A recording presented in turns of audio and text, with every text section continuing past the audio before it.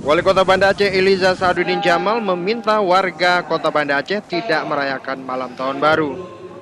Imbauan tersebut dikeluarkan setelah menggelar rapat Forum Komunikasi Pimpinan Daerah Forkompimda terkait soal larangan perayaan tahun baru. Menurut Eliza, larangan tersebut tidak sesuai dengan aturan kanun syariat Islam yang mengharamkan perayaan tahun baru bagi umat muslim. Sementara bagi umat non-muslim, perayaan malam tahun baru diminta tidak dilakukan di ruangan terbuka. Untuk melarang perayaan malam tahun baru bagi umat Islam.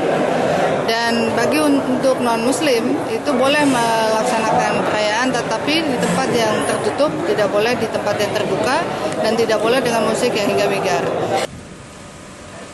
Wali Kota Banda Aceh juga mendatangi sejumlah hotel untuk melakukan sosialisasi dengan pemilik hotel agar tidak mengadakan kegiatan hiburan pada malam tahun baru.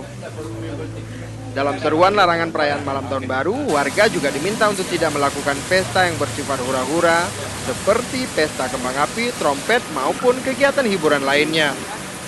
Dari Banda Aceh Mulyadi melaporkan untuk Aceh Video.